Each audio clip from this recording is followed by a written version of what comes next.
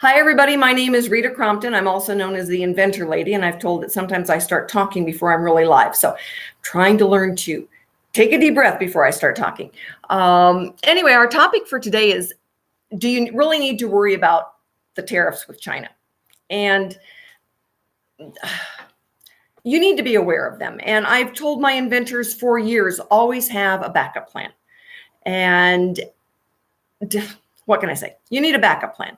You know, a lot of the licensees that who I work with, it took them a heartbeat to say, oh yeah, we're going to start manufacturing in Mexico, or we're going to start manufacturing someplace else. There's always someplace else. I always tell my inventors, is like, you always want to know pricing in the US and you want to know pricing in China.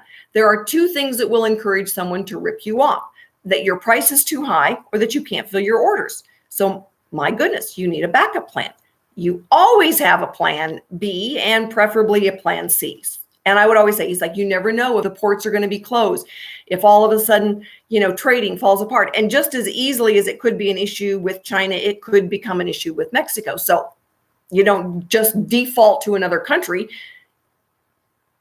You move to another country and then you come up with another plan. So in the scheme of things, for most of my inventors, it's not a big issue. They either had a backup plan or the pricing isn't going to change that much if the tariffs do impact them. It doesn't impact everything. It doesn't mean it always will, but the economy is also changing in China. So even if this tariff issue gets solved, it doesn't mean that pricing in China is not going to continue to go up. And if you're a new inventor, you haven't realized that. But any of my seasoned inventors, they know the pricing is going up, and certainly the licensees know it's going up. And that's why licensees frequently have another plan. You, the inventor, you need another plan. Now, when we go through those early stages, you don't even know if you've got anything yet. So don't not consider inventing because you think, oh my God, I can't manufacture in China. Take a deep breath, right? What we're looking for is, do you really have something first? Get your search done. Know that you can file a patent and protect it. You don't need a patent to go to market. Not everybody files a patent. You need a patent to negotiate. All right. You need a patent to make a licensing deal. And the dinglings out there that say, oh, just license it to someone and let the licensee pay for the patent. Now, let me ask you, in your gut, does that sound like it's right? Does that even make sense? Give someone control of your intellectual property? No, it doesn't. The only thing that gives you leverage is controlling the intellectual property. So burn that book.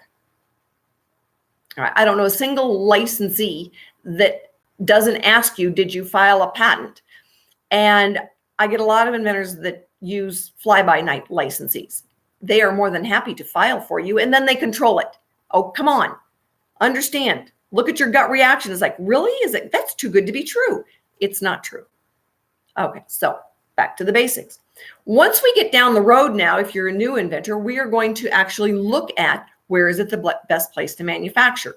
So right now, not doing something because of the tariffs, don't go there. You're just going to give yourself more indigestion. There's enough to go around. What we're going to do is say, all right, well, China is no longer our best option. And sometimes it still is. And the impact on your base pricing might be a quarter. Well, if you're looking at something that's got some flex room, or that China is still the best option, it is still the best option, even with the tariffs.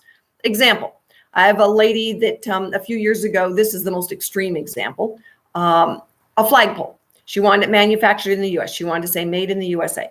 Bully for her. We went out, we got half a dozen estimates on it. It was going to be somewhere between $160 and $175 for a flagpole.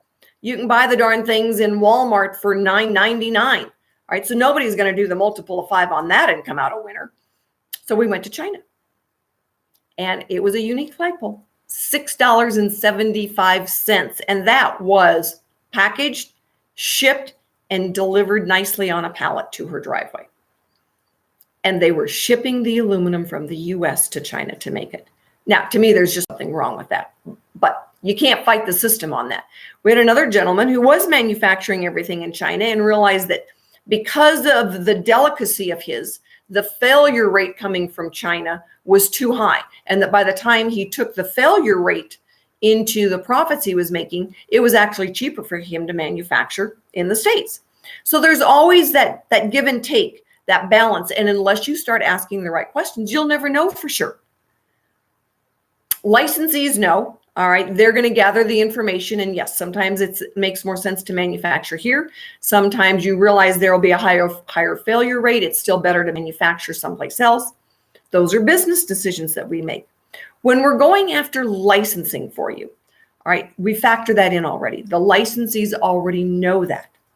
If you get to the point where you're looking at Archimedes Offspring as your funding mechanism, all right, again, the licensees are going to help with that. One of the big options that we look at is Blacksmith International out of Salt Lake City. All right, they own the facility in China. They are going to understand right off the bat the issue with tariffs. They're going to be able to work with the intellectual property. If you didn't file there, they are still going to have better options of protecting it there because they own the facility. So when we're mentoring you through that process and helping you get funding, we want to make sure that you're using then those resources the very best way that you can. So sometimes we'll do, China with Blacksmith.